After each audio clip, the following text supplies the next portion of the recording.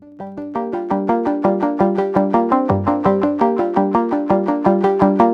Jungle.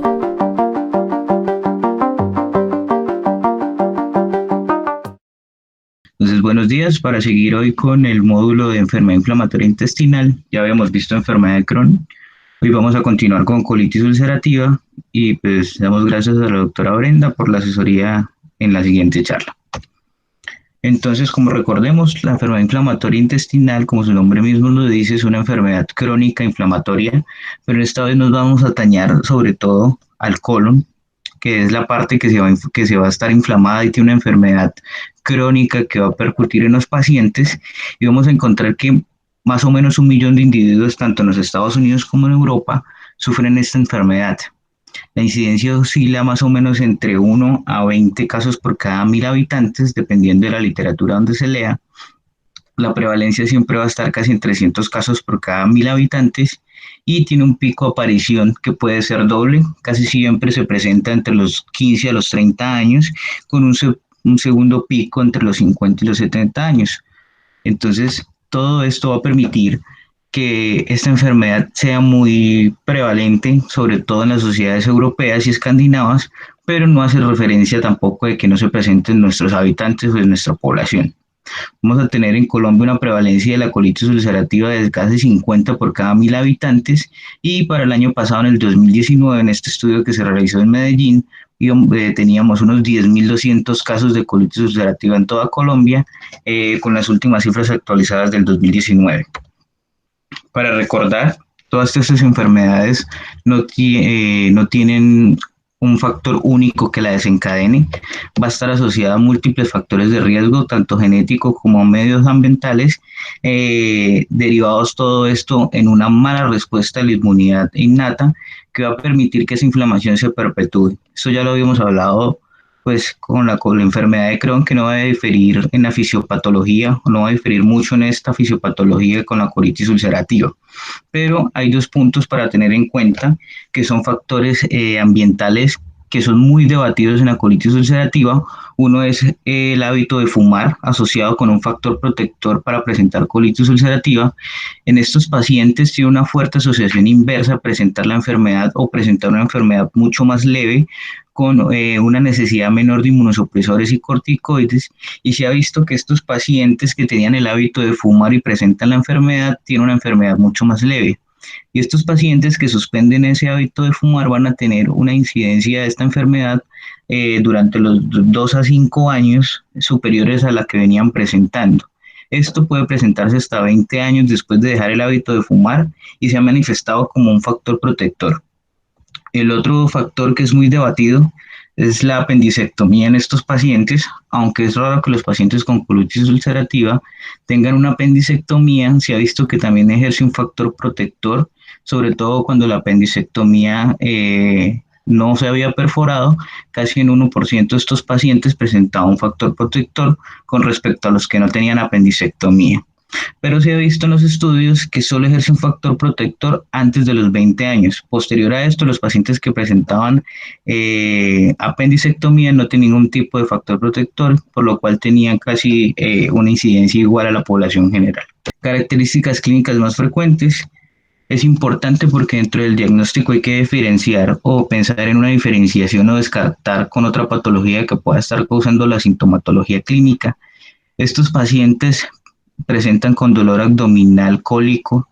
Son unos síntomas o signos que se van presentando gradualmente y se van intensificando a partir de que transcurren las semanas, y se ha visto que se presentan con dolor tipo abdominal cólico. En la literatura lo describen como calambres, deposiciones diarreicas de bajo volumen asociado a sangre, por la inflamación rectal. Van a tener tenesmo y van a tener una descarga mucosa o sanguinolenta en estos pacientes, que se va a ir prolongando con el tiempo, se va a hacer más evidente con el tiempo, lo cual hace que el paciente consulte. Entonces, todos estos síntomas son diferentes a los que nos presentaban en la enfermedad de Crohn, que era un dolor tipo cólico generalizado en estos pacientes, o no era un dolor cólico, sino un dolor abdominal generalizado que nos podía hacer confundir con un abdomen agudo. No había descarga mucosa ni había desangrado en casi la mayoría de los pacientes con enfermedad de Crohn, lo cual nos hace un diagnóstico o nos podría hacer pensar en un diagnóstico diferencial sintomático en estos pacientes.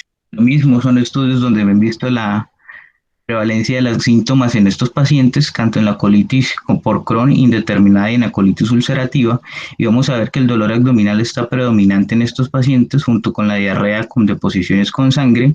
Dependiendo del volumen vamos a ver si esta es leve, moderada o severa o una colitis fulminante, dependiendo tanto el número de posiciones como el sangrado, si es intermitente o es continuo, que ya vamos a ver la clasificación.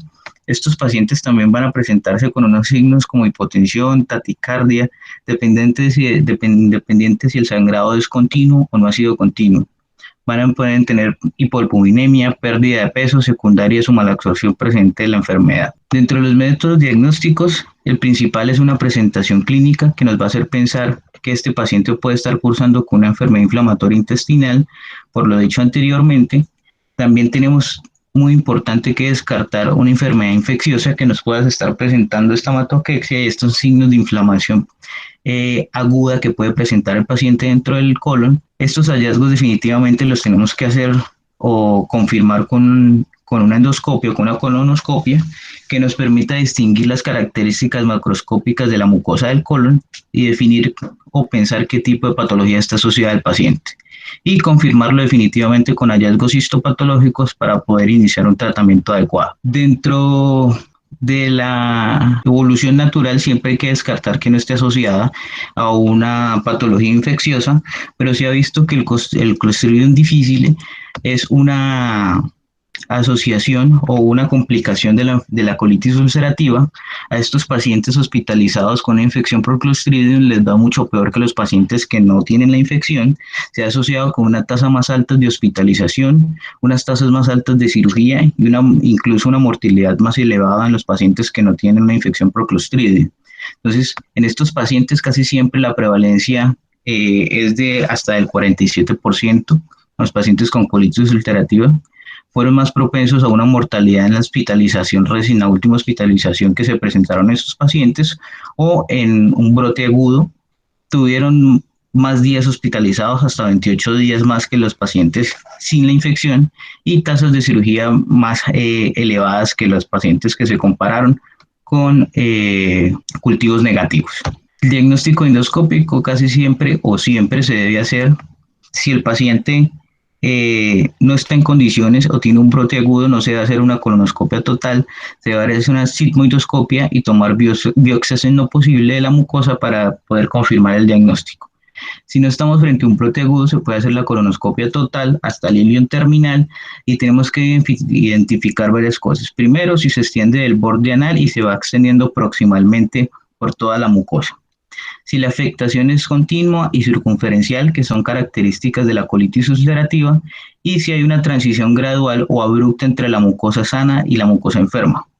¿Qué vamos a encontrar? Pérdida de la vascularidad de esa mucosa. No vamos a encontrar una vascularidad marcada por esa inflamación crónica que se presenta. Un eritema, granularidad de la mucosa puede estar friable, va a tener erosiones con fácil sangrado, úlceras, pseudopólipos.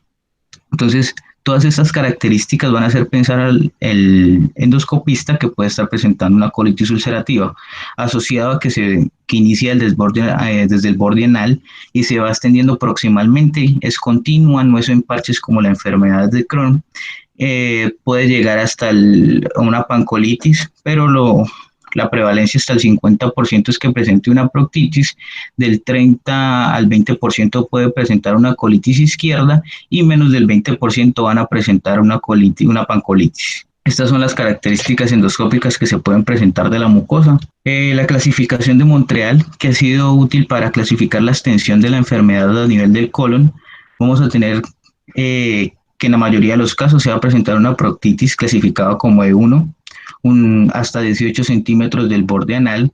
Después de la flexión sigmoidea y hasta la flexión esplénica vamos a tener un E2, que es una colitis del lado izquierdo, y definitivamente cuando es una pancolitis vamos a estar enfrentados a una inflamación crónica de todo el colon. Hay unas especiales o unas patologías especiales dentro de la enfermedad ulcerativa, que va a ser el parche secal, que no va a ser consecuente o consecutiva con la enfermedad que se trae, y vamos a encontrar lesiones adyacentes al orificio apendicular que se pueden presentar en la colitis ulcerativa o la ileitis por retrolavado, que tampoco es común. Recordemos que la afectación del ilion es sobre todo de la enfermedad de Crohn, pero va a haber ileitis por retrolavado por insuficiencia de la válvula ileocecal que puede tener lesiones compatibles con la colitis ulcerativa. ¿Qué métodos diagnósticos no invasivos tenemos? Recordemos que tenemos varios, pero los principales métodos diagnósticos no invasivos en estos pacientes nos van a servir para dos cosas. Primero, identificar los pacientes con síntomas o que puedan estar cursando con una enfermedad inflamatoria intestinal y que ameriten hacer otros estudios invasivos para poder confirmar el diagnóstico. O sea, que me permita descartar sobre todo que tengan estos pacientes asociados a síndrome de colon irritable y que yo pueda caracterizarlos para poder hacerle un seguimiento y pedir estudios invasivos en estos pacientes para confirmar el diagnóstico. Y segundo, para realizar un monitoreo de la actividad inflamatoria, que es importante para el seguimiento en el tratamiento y pensar en algún momento en la cirugía de estos pacientes. Tenemos entonces muchos estudios que han comparado la respuesta inflamatoria en el diagnóstico y en el seguimiento de estos pacientes. Entre ellos, los más estudiados ha sido el PCR y la BCG. Recordar que estos no son específicos de la enfermedad y se pueden aumentar con cualquier proceso inflamatorio que esté dentro del colon. Tiene una especificidad relativamente buena, sobre todo la PCR, que nos va a ayudar a estos pacientes, sobre todo en el seguimiento, pero no en el diagnóstico. Por sí solas no son suficientes y no son reflejo de nada en la enfermedad, ni en la evaluación o seguimiento endoscópico que puede presentarse en la gravedad de estos pacientes. Este es un estudio que trató de ubicar la PCR como en algún algoritmo diagnóstico en estos pacientes o criterios de gravedad al presentarse al servicio de urgencias y trataron de incluirla en unos criterios. ¿Qué encontraron ellos? Que en pacientes con alto riesgo de colectomía eran pacientes más jóvenes, con un transcurso de la enfermedad más temprana o una aparición más temprana en la edad, que eran consumidores o de esteroides sistémicos y tenían una PCR elevada mayor del 30 al momento del diagnóstico. Estos pacientes tenían una probabilidad de someterse a una colectomía hasta el 40% durante su hospitalización. Entonces, como venía diciendo, la PCR nos sirve como un factor de seguimiento inflamatorio, pero no como diagnóstico principal. Entonces es importante tenerlo en cuenta. La BCG no se ha asociado a un papel dentro de la colitis ulcerativa, en general de la enfermedad inflamatoria intestinal, porque no es específica ni sensible para descartarla. La calprotectina, que hablábamos el miércoles pasado, que se asociaba o me ayudaba en el diagnóstico a diferenciar diferentes patologías gastrointestinales, sobre todo inflamatorias, aquí va a tener en el diagnóstico la misma utilidad. ¿Qué va a servir? Va a servir para descartar en el diagnóstico esos pacientes que no puedan estar cursando con una patología inflamatoria intestinal, sino algún tipo de síndrome diferente en los pacientes que no tengan una inflamación crónica, por ejemplo, el síndrome de colon de intestino irritable. Entonces me va a servir. Tienen cortes variables dependiendo de donde se lea y de la escuela, pero más o menos tiene unos cortes de 6 a 280 microgramos para descartar la enfermedad. Puede tener una especificidad del 79% con una sensibilidad del 88%, y lo que me hace es igual que los marcadores inflamatorios, priorizar los pacientes que realmente necesitan una evaluación colonoscópica para yo poder confirmar el diagnóstico. Definitivamente es más sensible que la PCR en ambas enfermedades. Para el seguimiento de estos pacientes es mucho mejor, se identifica con los hallazgos endoscópicos y se puede hacer seguimiento y se puede pensar como una estrategia no invasiva en estos pacientes porque tiene una sensibilidad y especificidad aceptable con un área bajo la curva de 0,88, lo cual es muy bueno para la calprotectina, para hacer ese seguimiento y no tener como una invasividad en esos pacientes en los procedimientos a seguir. Entonces, ¿qué encontraron ellos? Que un nivel de 50 microgramos en estos pacientes cada 3 meses, en los hallazgos endoscópicos se daban cuenta que estos pacientes tenían remisión de la micosa o tenían una alta tasa de curación de la mucosa. En comparación, cuando se reveló que estos pacientes tenían niveles más altos, mayor a 100 microgramos, estos pacientes casi siempre durante 3 meses iban a entrar en un periodo sintomático y era mejor pues, evitar que el paciente presentara estos síntomas y modificar el tratamiento. Índices de gravedad, vamos a tener varios que se han escrito a través de la historia, pero entre los más utilizados, sobre todo en los servicios de urgencias, es los criterios de de WITS que nos van a definir parámetros clínicos en el paciente y se va a dividir en una enfermedad leve, moderada o severa. Dependiendo de esto va a ser sobre todo en el número de posiciones días que vamos a encontrar en estos pacientes, leves si eran menos de 4 posiciones, moderadas si era 5 o severas más de 10. Vamos a encontrar en otras clasificaciones que ya más adelante en la diapositiva vamos a ver, que es la clasificación grave o fulminante, pues que es la colitis fulminante con más de 10 deposiciones al día. Dependiendo de esto, va a requerir la hospitalización y el manejo emergente de la patología, pensando, si no funciona, en una posible colectomía. El pulso, la temperatura, la hemoglobina y parámetros inflamatorios que van a estar enmarcados para el seguimiento de la enfermedad. El índice de Mayo también va a evaluar parámetros clínicos y signos clínicos como la frecuencia de las deposiciones, el sangrado rectal, cómo está esa mucosa, por la evaluación endoscópica y la evaluación clínica global del paciente. Me va a dar una puntuación de 1 a 3, lo cual va a ser severa si llega a 3 y me va a indicar que estos pacientes requieren un manejo emergente. Tenemos clasificación endoscópica de la actividad de la enfermedad y básicamente son dos que se utilizan con mayor frecuencia. Se utilizan con relativa frecuencia en la clínica, pero se utiliza también para medir la aceptabilidad de los medicamentos en los ensayos clínicos y tenemos el score U6 y el score de Mayo, cada uno con parámetros endoscópicos muy parecidos, lo cual me va a hacer que en 0 la mucosa está normal, se va a presentar eritema en el 1 con pérdida de la vasculatura y friabilidad de la mucosa. Va a perder esa vasculatura en el 2 con friabilidad y erosión de la mucosa, como vemos en las imágenes de la colonoscopia, y va a haber ulceración espontánea o sangrado espontáneo en estos pacientes. Esta es la clasificación del 2019 del Colegio Americano de Gastroenterología, la cual se realizó porque decía que la mayoría de índices estaban sesgados o tenían algún tipo de sesgo, ya que solo se referían a parámetros clínicos o signos clínicos y no tenían un comportamiento tanto en la inflamación del paciente o hallazgos endoscópicos. ¿Qué fue lo que hicieron ellos? Reunieron todas las características que podían, tanto signos clínicos, hallazgos clínicos, reportes de inflamación del paciente y hallazgos endoscópicos. Y la remisión, los pacientes que estaban en remisión, si tenían una enfermedad leve, moderada o fulminante, como la colitis fulminante, y determinó una nueva clasificación para esa gravedad de los pacientes, mucho más completa y con mayor valor pronóstico.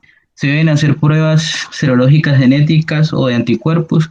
No está recomendado ni para el diagnóstico ni el seguimiento de estos pacientes, por lo cual no se debe realizar porque no tienen un impacto en el tratamiento o al hacer el diagnóstico, por lo cual no está recomendada por ninguna de las sociedades. Esa es una recomendación de la Sociedad Europea del 2018, de cual dice que no se deben hacer ni para el seguimiento ni para el diagnóstico.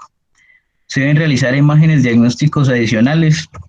Recordemos que en la enfermedad de Crohn se hacían una resonancia o una tomografía para mirar cómo estaba el intestino delgado asociado a la patología, porque recordemos que hasta en un 30-40% estaba asociado a inflamación del intestino delgado. En esta patología es totalmente diferente y la inflamación en su mayor parte, hasta mayor del 50%, va a estar asociado al colon.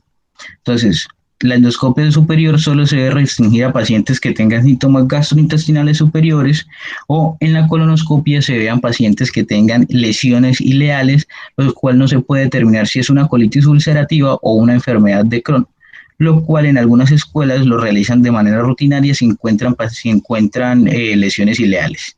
La TAT o la resonancia no se requiere de manera rutinaria si el hilo terminal tiene un aspecto normal en la colonoscopia, pero en pacientes con enfermedad emergente que solo se puede realizar una sigmoidoscopia, se puede realizar una TAT o una resonancia para mirar cómo está ese colon, a qué nos podemos enfrentar y tener un aspecto más claro de la patología que está cursando el paciente.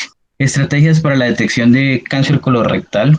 No se ha visto que ningún medicamento impacte en estos pacientes o tengan un cambio en la incidencia de cáncer colorectal en el seguimiento de colitis ulcerativa, pero sí se ha visto que lo que impacta es el seguimiento en estos pacientes con colonoscopia. Recomiendan hacerlo con haz de luz blanca o una cromondoscopia. Posteriormente, antes se hacía estandarizado con múltiples biopsias aleatorias a nivel de la mucosa para poder confirmar el diagnóstico y hacerle seguimiento a nuestros pacientes, pero a medida que ha evolucionado toda la endoscopia, se ha visto que le va mejor a estos pacientes cuando se realiza de manera no aleatoria, sino como cromondoscopia. Siempre se debe realizar después de 8 años del diagnóstico y se debe hacer un seguimiento, depende de los factores de riesgo del paciente, qué factores de riesgo están involucrados.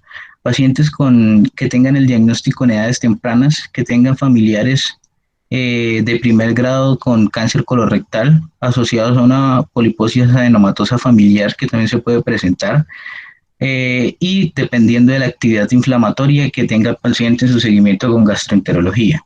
Entonces, si un paciente de bajo riesgo, el seguimiento se realizará cada 3 años, después de los 8 años del diagnóstico. Si el paciente tiene riesgo moderado, debe realizarse cada año o cada 3 años, y si el riesgo es alto, debe realizarse anualmente. Los pacientes con colangitis esclerosante primarias asociadas a la enfermedad, a la colitis ulcerativa, siempre se debe realizar, se debe tomar como un factor de riesgo alto y se debe realizar anualmente en estos pacientes. Este es un estudio de Cochrane que definitivamente dice que cambia la expectativa de estos pacientes, tanto en el diagnóstico como en la mortalidad, al hacer un diagnóstico temprano o un seguimiento con colonoscopia. El cáncer colorectal se puede detectar hasta el 2% más en los pacientes que se vigilan, perdón, hasta un 3% más en los pacientes que se vigilan que en los que no se vigilan, y la mortalidad cambia significativamente, disminuye del 8% en comparación con el 22% de los pacientes que no se hace un seguimiento con colonoscopia para descartar el cáncer colorectal. ¿Cuál es el tratamiento más eficaz? Definitivamente se ha visto que no solo la remisión de los síntomas impactan en la calidad de vida de los pacientes ni en la mortalidad. Se ha visto que hay que hacer una curación de la mucosa o un tratamiento que vaya encaminado a hacer una remisión y una curación de la mucosa, porque me va a hacer una remisión a largo plazo, me va a haber una mejoría en la calidad de vida y de la sintomatología de los pacientes, y una asociación a la tasa libre de enfermedad mucho mayor y libre de corticoides que en pacientes que no se planea un tratamiento dirigido a la curación de la mucosa, sino a la resolución de los síntomas. La mesalazina o los 5-ASA por vía rectal es un tratamiento de primera línea. Se debe utilizar en pacientes que presentan una proctitis como diagnóstico principal, porque se ha comprobado que la mesalazina le va mucho mejor frente al placebo en los pacientes con proctitis. Ha sido superior a los corticoides por vía rectal para inducir la mejoría de los síntomas en estos pacientes, y no fue superior a la mesalazina oral para disminuir los síntomas sistémicos en estos pacientes. Entonces, ¿qué se debe hacer? Una recomendación de las guías colombianas del 2019, que en pacientes con proctitis ulcerativa se recomienda el tratamiento con mesalazina tópica rectal. Ya vamos a ver las dosis y los algoritmos de manejo. ¿Sirve la mesalazina o cualquier 5-ASA oral para remoción de pacientes con colitis ulcerativa? Sí, sirve, se ve una evidencia en este estudio, en el análisis de Cochrane, que los pacientes le va mucho mejor en pacientes que tuvieron mesalazina con comparación al placebo. Cuando se compara con la sulfasalazina, estos pacientes no tienen diferencia en la resolución de los síntomas o de la mucosa, pero sí tienen mayor abandono del tratamiento por efectos secundarios que se pueden presentar por la sulfasalazina. Se deben hacer combinación de estos pacientes de manera tópica y de manera oral. Sí se debe hacer, pero sobre todo en pacientes que tengan colitis izquierda, y se debe hacer pues, el manejo con ambos tópicos, tanto oral como vía rectal, y se han mostrado mejores desenlaces y una remisión clínica más amplia en estos pacientes y más rápida para poder lograr esa remisión de la mucosa. Entonces se debe hacer. Esta también es una recomendación de la guía colombiana que dice: para colitis izquierda o extensa se recomienda la mesalazina tópica y oral para inducir remisión. El uso de glucocorticoides se puede utilizar sobre todo en pacientes que no responden a los 5-ASA, de manera tópica o de manera sistémica. Se pueden utilizar sobre todo en las colitis moderadas a grave, y se ha visto que disminuye la incidencia de pacientes que no responden a los 5-ASA, o pacientes que no responden a los 5-ASA al aplicar los corticoides tienen una remisión mucho más rápida. Entonces se debe tener como parte de pool diagnóstico y sobre todo en la enfermedad emergente.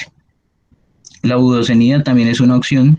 Se ha comparado con diferentes tipos de corticoides, sobre todo con la prednisona, y le ha ido muy bien, sobre todo en la disminución de los efectos secundarios de los corticoides, tanto vía oral como tópica. Entonces se debe hacer. Ellos recomiendan sobre todo la budosonía de liberación prolongada, que le va mucho mejor en comparación con la prednisona y los 5-ASA. Entonces este es el algoritmo de manejo que propone la Asociación Colombiana de Gastroenterología, y es: en proctitis ulcerativa, los 5-ASA tópico diarios, utilizar supositorios de 1 gramo día por 4 semanas. Si realmente el paciente responde al manejo, se debe seguir el mantenimiento con 5-ASA con supositorios, pero colocarlos o aplicarlos cada 48 a 72 horas. Si responde al manejo, entonces se debe hacer, para evitar las recaídas frecuentes, un supositorio cada diario. Si no responde al manejo de la proctitis con mesalazina, vamos a tener esteroides tópicos que se pueden utilizar por 4 semanas, entre ellos la budosonía espuma. Si responde al manejo, se da mantenimiento con 5-ASA con supositorio diario.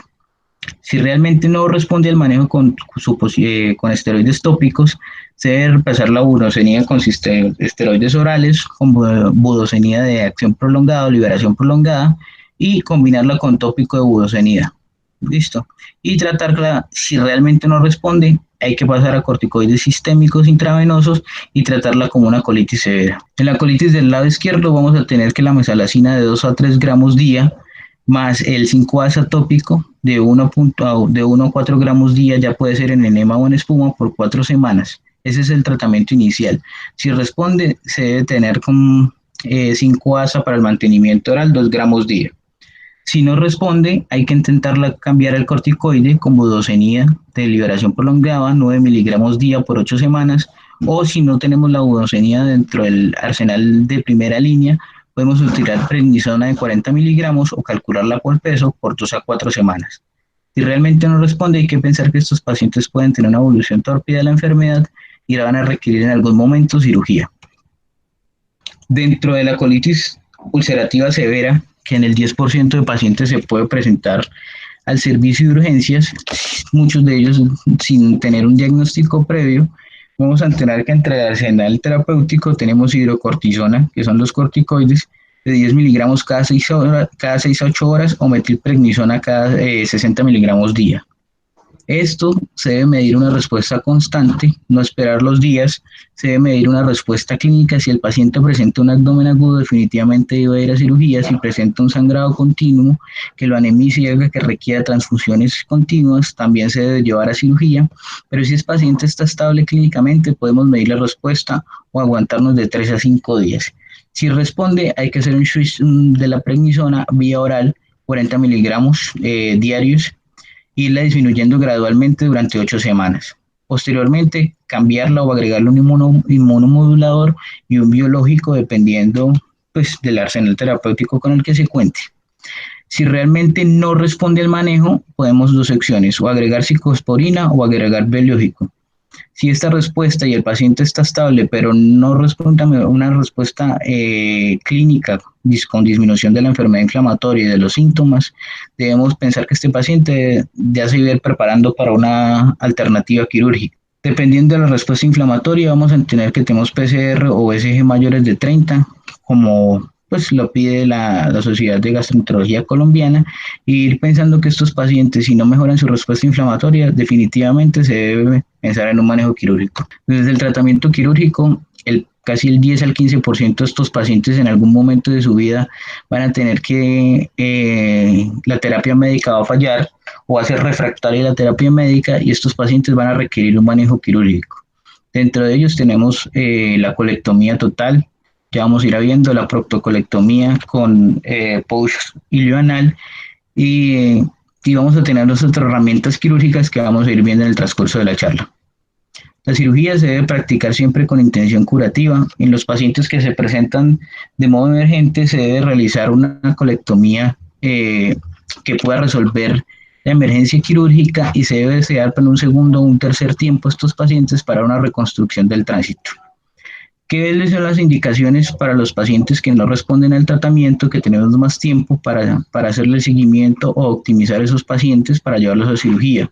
Entonces, la preferencia del paciente, ya que dice que no responde a los síntomas o que él subjetivamente es refractario al tratamiento, enfermedad médicamente refractaria con persistencia de la inflamación confirmada objetivamente, o pacientes con displasia o carcinoma que tienen que ir a colectomía para disminuir la carga o la morbilidad posteriormente por carcinoma colorectal. ¿Qué resultados tenemos con los biológicos? Antes del 2005, cuando los biológicos todavía no se habían utilizado, no estaban aprobados por la FDA para el manejo de la colitis ulcerativa, los pacientes se sometían mayormente a proctocolectomía con o sin push ilioanal. O sea, dependiendo del manejo, vamos a ver más adelante, se hacía en un tiempo o en 2 tiempos, dependiente de la escuela, pero los cirujanos eran más propensos a una cirugía más radical en un primer tiempo.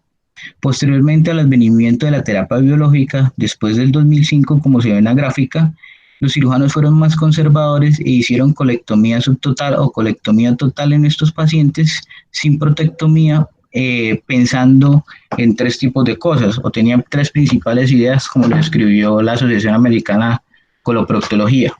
Primero, ellos creían que había un sesgo o estos pacientes podían estar más inmunosuprimidos que el resto por la terapia biológica, podía aumentar las situaciones de urgencia en estos pacientes que llevaran a reintervenirlos. Y segundo, describieron ellos que los pacientes se podían presentar con enfermedades más graves debido al uso de terapias biológicas, llegaban más tarde estos pacientes y se realizaban cirugías de mucha más complejidad, por lo cual empezaron a disminuir la proctocolectomía y hicieron terapias o cirugías mucho menos radicales. Posteriormente, también este es otro estudio que miró la asociación entre el biológico y complicaciones, sobre todo infecciosas, en pacientes que se sometían a proctocolectomía o colectomía total sin el POUCH, y se dieron cuenta que estos pacientes, al usar biológico, podían presentar tasas de infecciones de sepsis pélvica más alta en pacientes que se hacía un tiempo completo y en un solo tiempo la proctocolectomía y el POUCH ileoanal.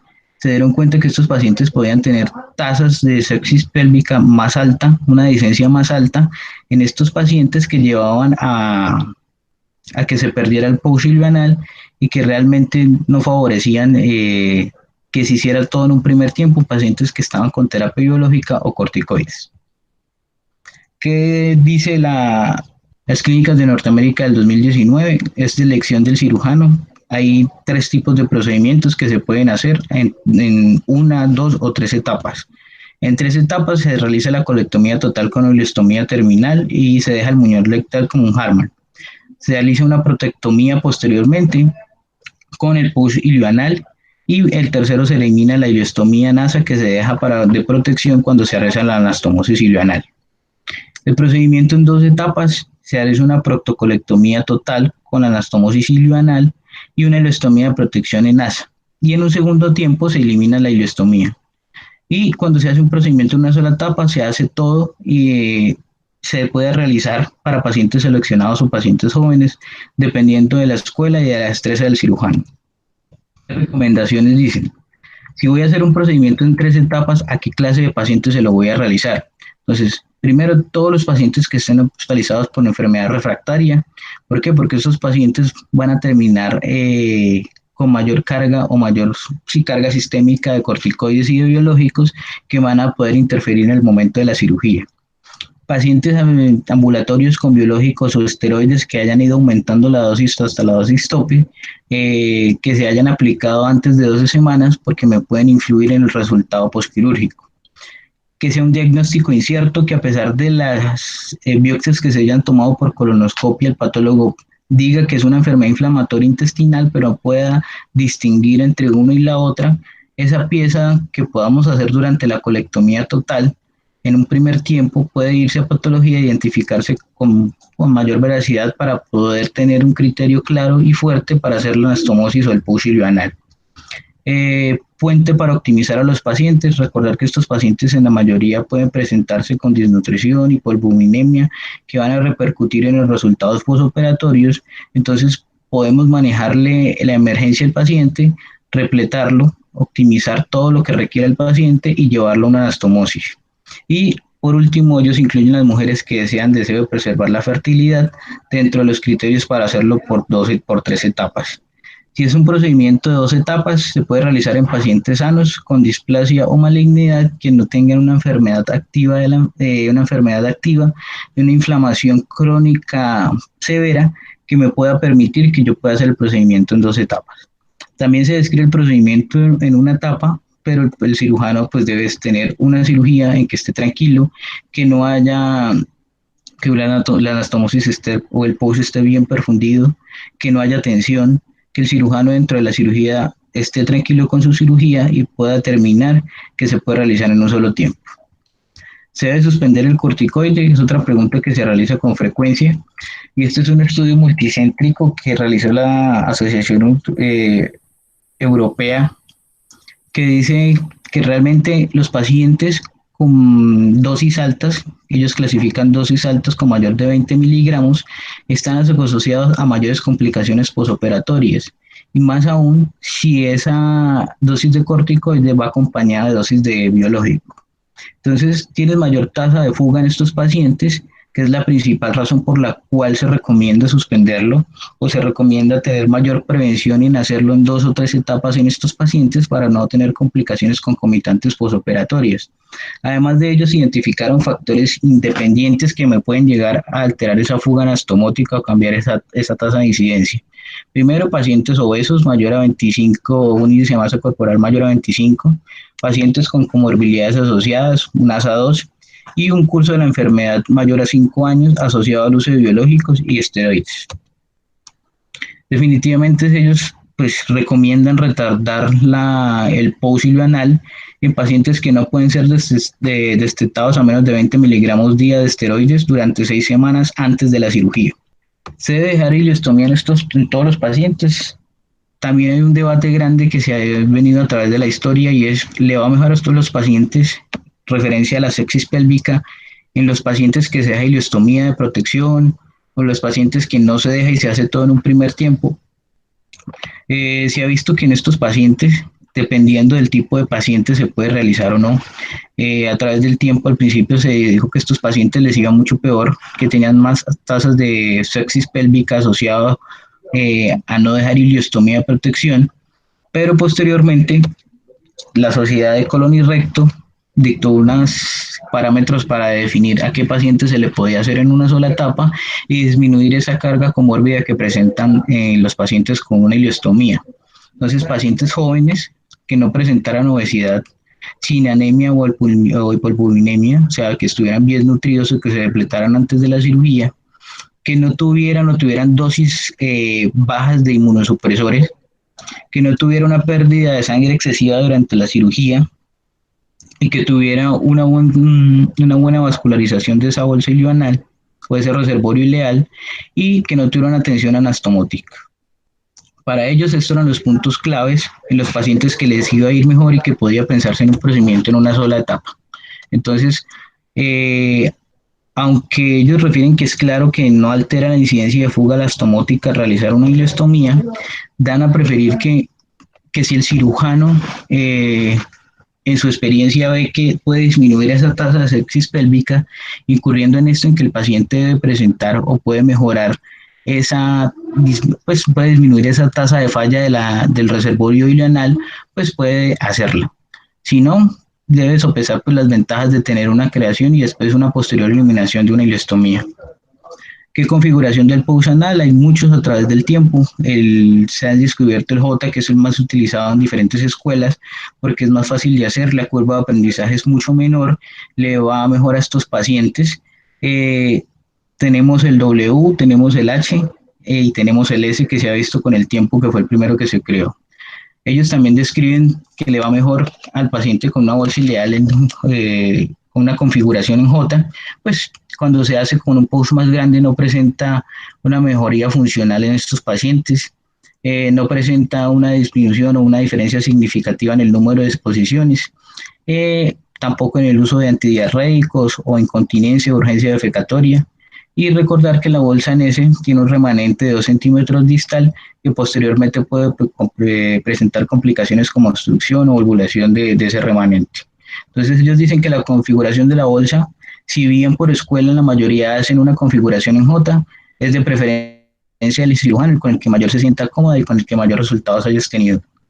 La anastomosis manual o grapadora, esto es otro estudio de 3.000 pacientes. En el grupo A se realizó con una grapa de manera manual con mucosectomía posterior a la proctocolectomía, y en el grupo B se realizó con grapado doble a 1 o 2 centímetros del margen anal. Entonces, les fue mucho mejor a los pacientes que presentaban una anastomosis con doble grapa, pues con doble grapadora, versus los que se hacían manual, tanto en la obstrucción como en la incidencia de pouchitis y en el reflejo inhibitorio rectal, que va a presentar una calidad de vida mucho mejor y una funcionalidad en los pacientes. ¿Qué dice el Colegio Americano de Coloproctología? En anastomosis de doble grapado, pues tiene una mayor facilidad técnica, es más fácil de hacer, más fácil de aprender, evita la mucosectomía y la fase perineal de la cirugía, tiene menos tensión en la línea de sutura anastomósica y mejores resultados funcionales, y la lesión del esfínter se minimiza en estos pacientes porque no se tiene que realizar una tracción. Otros que se han visto a través de la historia y sobre todo pacientes que están molestos con su ileostomía, es la ileostomía de continente o la bolsa de Koch, que tiene un papel limitante en la cirugía actualmente, pues se ha hecho el post silvanal que tiene mejores resultados funcionales, pero si realmente se utilizaba para pacientes cuando el esfínter tenía un tono deficiente, cuando se hacía un post fallido, o pacientes que no estaban satisfechos con su ileostomía. Se suspendió porque estos pacientes presentaban una tasa de complicaciones alta, se pretendía la contención de esta ileostomía porque se canalizaba a estos pacientes, se le hace una contención con el mismo intestino delgado, con una bolsa como una chupa, pues, y se presentaba la contención y se hacía un asa se aproximaba un asa a través de la piel, y por ahí el paciente no tenía que usar bolsas de colostomía o ileostomía, sino se canalizaba esa mamila de contención y el paciente hacía una evacuación. Entonces, casi siempre esa pérdida de contención se deslizaba o se perdía, el paciente no podía hacer esa secreción de la ileostomía, no podía derivarla y casi siempre terminaba en obstrucción, volvulaciones, ileitis, y tenían complicaciones mucho más graves. Dentro de la cirugía laparoscópica o abierta, no hay diferentes recomendaciones. En las complicaciones totales, estos pacientes no les fue peor o mejor con una u otra. En las operaciones, con el tiempo, fue significativamente menor en la cirugía abierta que en la cirugía laparoscópica. Y en la reoperación tampoco tuvo pues cifras significativas en estos pacientes, por lo cual si es un paciente o un experto, pues se puede realizar por manera laparoscópica.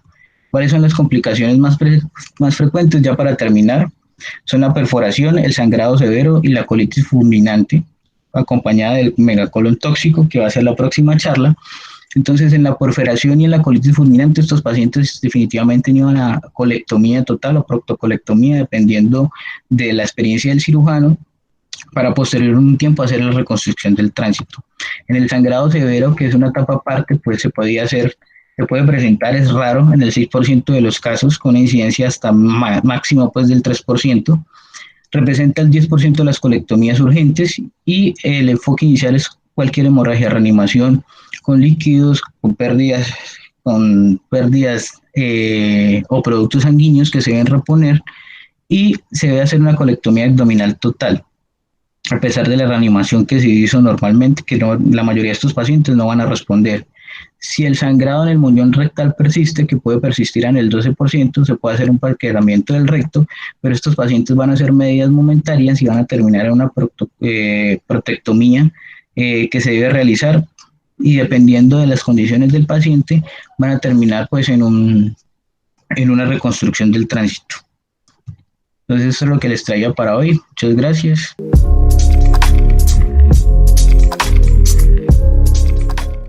El doctor Víctor hizo una muy buena revisión, muy actualizada, y estuvimos muy de buenas porque Habían dos revisiones muy buenas, recientes, que fueron la de las clínicas de Norteamérica, las quirúrgicas, y las de la Asociación Colombiana de Gastroenterología, y eso nos permitió como hacer una revisión muy, muy actualizada y con muy buena evidencia. Bueno, les cuento en cuanto, recordar rápidamente, colitis ulcerativa, compromiso de colon, recto, ilion distal, no más. Bueno, otra cosa, el diagnóstico, ya voy a contestar las preguntas. El diagnóstico de una colitis ulcerativa es relativamente sencillo, porque si ven, es muy florido los síntomas. Es la diarrea con moco y sangre, comparado con enfermedad de Crohn, que es muy larvada en la sintomatología. Entonces, aquí hacemos un diagnóstico mucho más rápido. En cuanto al por qué el tabaco es un factor protector con colitis ulcerativa, realmente no se sabe muy bien. Hay un estudio bueno español, lo hicieron más con enfermedad de Crohn, y ellos hablaban de una relación muy bonita de pulmón-intestino. Lo hicieron en unos ratones y decían que expusieron a unos ratones a tabaco y vieron cómo por acción de los CD4, esos pacientes que tenían afección pulmonar hacían Crohn. Pudiera ser algo inmunomediado, pero realmente no se sabe con exactitud qué es lo que pasa. Como les digo, este estudio es de Crohn.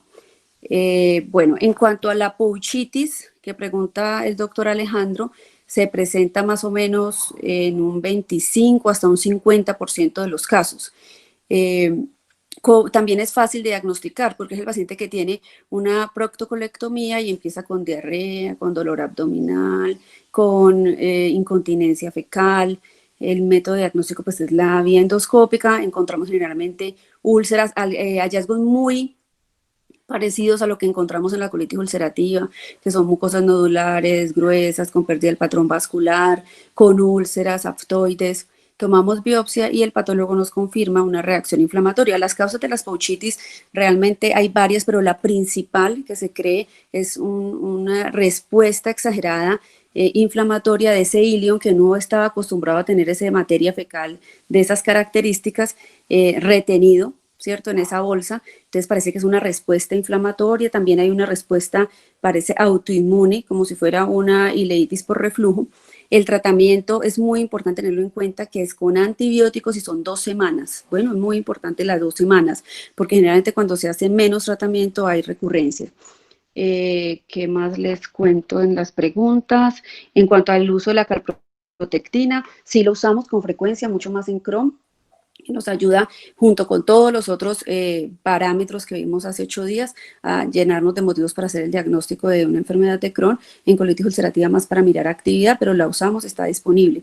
En cuanto a los biológicos, que también hay una pregunta, sí, los tenemos completamente disponibles. Es fácil ya con las aseguradoras, después de confirmar que el paciente lo requiere, que se lo empiecen a dar sin mayor problema. Bueno, en general eso es lo que hemos visto. No hemos visto al principio, cuando salieron, pues sí había muchos obstáculos, pero ahora realmente no. Recuerden que los abscesos perianales, Nicolás, son más de enfermedad de Crohn. Realmente no conozco reportes de colitis ulcerativa y abscesos, ¿sí? Los abscesos perianales, las fístulas perianales, digamos, unido a cuadro clínico, hallazgos endoscópicos de lesiones en parches, son secundarios a enfermedad de Crohn. Bueno, y es una indicación en Crohn de inicio rápido de biológicos, más que de ileostomía. Generalmente responden muy bien a los biológicos cuando tenemos el Crohn con manifestación perianal. Gregorio dice... Doctora, una Sí. pregunta con respecto a eso. Sí. La pregunta iba en relación a que yo he tenido 2 o 3 casos, unos acá en Manizales, otros en Medellín, de pacientes con colitis ulcerativa confirmada, con compromiso principalmente de recto, Sí. con abscesos perianales recurrentes, ¿cierto? Que se encuentran con procesos infecciosos activos. Entonces, por ejemplo, ahí, en el contexto del uso de los biológicos más infección, ¿cierto? Pues le queda a uno muy complejo, pues como sopesar el riesgo de sepsis. Entonces, en algún momento teníamos la discusión frente a qué sería mejor para ese paciente derivar, ¿cierto? Porque digamos que como último recurso nos quedó la derivación intestinal para poder corregir el absceso, pues porque son abscesos de gran tamaño con alto riesgo de fasciitis necrotizante asociada. Entonces no sabíamos qué sería más fácil para el paciente, ¿cierto? No solo manejar en términos de calidad de vida, sino también cuál sería el que mejor pudiese corregir el trastorno pues infeccioso perianal. Sí, claro.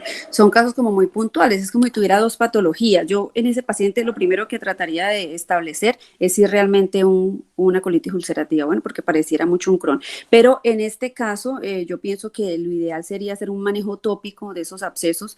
Recuerden, cuando hay abscesos a repetición, manejos tópicos como el manejo con Ceton, bueno, que son manejos que no sé si habrán visto, que son drenajes que hacemos desde el absceso hasta la línea anal, hasta el reborde anal, hasta la línea Z. Son abscesos que son manejos mucho más tópicos, menos agresivos, que pudieran este paciente servir. Habría que mirar el caso en particular, Nicolás. Creo que habría que analizar para tratar de evitar hacer esas pues cirugía mucho más grande, creería yo. Controlar la infección, mirar y aclarar muy bien si realmente sí es una colitis ulcerativa y definir el uso de biológicos si es pertinente después del manejo de la infección, por supuesto, porque no debemos darlo si está infectado el paciente. Creo que esa sería una alternativa, manejo tópico con Ceton, por ejemplo, Muchas gracias. corregir infección y definir realmente si es una colitis ulcerativa o un Crohn. Bueno, en cuanto a los drenes, realmente, bueno, yo no opero colon hace mucho tiempo, pero los drenes en general lo que revisamos no se utilizaban, no se dejaban, se hacía la vigilancia del paciente en el posoperatorio y se definía en la cirugía qué hacer. Depende de lo que yo encuentre en la pelvis, ¿sí? Si yo encuentro, sobre todo en pacientes jóvenes, las cirugías por colitis ulcerativa son complejas, muy complejas porque son pacientes que la enfermedad es mucho más agresiva. Entonces, depende de lo que yo encuentre en la cirugía, deberé tomar la recomendación de dejar un dreno o no. Los drenes cada vez se están dejando más de usar porque pueden ser un arma de doble filo. Bueno, eso ya lo definirá el cirujano. De todas maneras, no sé, Víctor, si revisó algo al respecto de los drenes diferente a lo que estoy diciendo. Perdón, en los drenes se utilizaban, todavía los nombran ahí las clínicas de Norteamérica, en el contexto que dice Gregorio, sobre todo en pacientes para evitar la explosión del reservorio anal o del Hartmann anal que se hacía por acumulación pues, de secreciones o pacientes que presentaban sobre todo persistencia y la inflamación, se puede dejar el dren ahí, pero era para evitar eso, la explosión del reservorio anal que se había dejado en la colectomía con una derivación con ileostomía, pues para en un segundo tiempo hacer la reconstrucción. Recordar en cuanto a cirugía que es muy importante quitar el recto, bueno, ya sea en un tiempo, 2 tiempos, 3 tiempos, lo que quiera el cirujano hacer, depende del paciente, según la escuela, según el grupo, porque recuerden que el recto es un sitio en donde la colitis ulcerativa es activa. Entonces, si ustedes hacen una colectomía y dejan recto, pues vamos a tener problemas con el paciente a largo plazo y un paciente someterlo a una cirugía tan grande para que continúe casi con el mismo problema, pues es muy, muy delicado, muy triste. Entonces, pilas con el recto. Tratar al máximo de quitarlo, como les digo, según la escuela, ustedes lo que quieran hacer, 3, 2, 1, es algo, digamos, que siempre laxo en qué podemos hacer con ellos, pero no se les olvide quitar el recto. Las bolsas, generalmente las que más hacemos son las en J, o las que más se hacen, y recuerden que el objetivo de estas bolsas es ser más fisiológico el proceso defecatorio, ¿sí? O sea, que ese líquido intestinal tenga un sitio en donde pueda absorber más agua y se pueda formar un bolo fecal mejor, semejando, digamos, un recto, esa bolsa ilioanal. Buenos días, doctora Brenda. Felicitaciones a ambos por tan excelente conferencia, tan completa y tan actualizada. Estaba pensando yo en aquellos pacientes que a veces nos vemos enfrentados, que son pacientes jóvenes con antecedentes familiares de cáncer, de recto, de colon, y que presentan cuadros pues típicos de colitis ulcerativa crónica, que usualmente no tienen indicaciones francas para ser llevadas a cirugía de urgencia, como la perforación o las hemorragias severas incontrolables, sino que es el riesgo potencial de desarrollar cáncer. Entonces, en ese tipo de pacientes en los cuales lo increpa uno el paciente y lo increpa uno la familia, en la cual ese riesgo potencial de cáncer los convierte en pacientes potencialmente quirúrgicos no urgentes, ¿cuándo han pensado o cuándo cree usted que debiéramos optar por una opción quirúrgica, entre comillas, selectiva, dado que a medida que pasan los años el riesgo se dispara en desarrollar cáncer de colon o recto? Entonces, te pregunto qué experiencia tienes con eso. Y lo otro es que si de alguna forma la colitis ulcerativa tiene opción desde el punto de vista quirúrgico las colectomías parciales. Desde luego, pues que el recto lo mencionaste, que el 80% de los casos se presentan ahí, pero digamos en casos atípicos en los cuales pudiéramos pensar que es una colitis, digamos, de otra parte del colon, pudiéramos pensar en colectomías parciales. Doctor, voy a mirar si le entendí. Lo primero, si es un paciente que tiene colitis ulcerativa joven, colectomías precoces, ¿fue esa la pregunta? Si tiene además antecedentes familiares de cáncer. Sí, si Como si tiene fuera antecedentes profiláctico. familiares y el diagnóstico es de un paciente joven que ya lleva largo tiempo, ¿cierto? Con su enfermedad, pero ha sido manejada médicamente con recidivas, con recaídas, pero la familia le increpa a uno por el riesgo que potencialmente va a desarrollar un cáncer en el colon. Le podríamos definir que le pudiéramos hacer una colectomía parcial si no está involucrado el colon, aunque sería pues completamente atípico por un lado. Vea, doctor, ¿qué le recomendaría yo? Yo le explicaría muy bien a la paciente y a la familia los riesgos, la morbilidad que pudiera tener una proctocolectomía total en alguien que yo pudiera hacer seguimiento, ¿sí? Entonces, ¿qué le explico? Después de 7 o 8 años aumenta el riesgo de cáncer colorectal en él, solo con su colitis ulcerativa, independiente si tiene antecedentes en la familia además, ¿sí? Pero que sí vamos a hacerle un seguimiento como la mayoría de veces lo logramos, excepto pues que sea un paciente de muy difícil acceso. No lo recomendaría cirugías tan exageradas, ¿cierto? Porque el tratamiento, entre otras, es la proctocolectomía, no colectomías parciales, sino proctocolectomía. Entonces yo le diría, mire, hagamos el seguimiento. En el seguimiento lo que nosotros hacemos en la endoscopia, en la colonoscopia, es tomar unas biopsias muy dirigidas, hacemos unas colonoscopias, tratamos de hacerlas de alta calidad con coloraciones electrónicas o biológicas, con el objetivo de buscar áreas de displasia o neoplasia, y si eso llegara a pasar, ahí sí empezamos a pensar en cirugía. Pero someter ese colon o ese paciente a una cirugía tan grande solo por el riesgo, no creo que sería, excepto, como le digo, que fuera un paciente que yo no pudiera vigilar, ¿sí? De resto, si es un paciente que su familia y él comprenden la necesidad de su tratamiento primero a largo plazo, con todos estos antiinflamatorios colónicos específicos, para disminuir la tasa de displasia de displasia y neoplasia, pienso que no lo recomendaría y trataría de explicarles muy a fondo la situación. No, una pregunta cortica y es muy puntual porque es un caso que tuve durante en mi residencia y pues fue una paciente que tuvimos mucho tiempo hospitalizada en la clínica Versalles y siempre estuvimos ahí con esa incertidumbre del diagnóstico, ¿cierto? Una paciente joven, quizás en ese momento tenía unos 20 años, con una enfermedad perineal muy grave y con cuadros de diarrea, que nunca la patología nos logró confirmar una enfermedad de Crohn. Y aunque era muy clara la sospecha, recuerdo que mi docente me decía, no, hasta no tener la confirmación de patología de los abscesos criptogénicos. Creo que ese es el hallazgo en el Crohn. Bueno, ya me confundí. Pero entonces me acuerdo que el docente me decía, no le empezamos el biológico hasta no tener la confirmación histopatológica. Y en ese momento, pues no teníamos acceso, no sé si en la ciudad, por lo menos con esta paciente, no teníamos el acceso a la calprotectina. Entonces, doctora, uno, para hacer un manejo con un biológico, sin una confirmación histopatológica que sea totalmente clara del diagnóstico, que por cierto es bastante difícil llegar a un diagnóstico histopatológico adecuado, podría uno empezar biológico con una sospecha, con un medicamento tan agresivo, con solo una sospecha, aunque la sospecha era bien marcada. Hoy, quizás unos 5 años después de haber conocido a la paciente durante mi residencia, yo ya he visto nuevamente la paciente y pues está con todo su biológico y digamos que toda una enfermedad de Crohn ya mucho más florida. Sí, vea, realmente hay situaciones muy especiales que hay que valorar en el contexto de esa situación.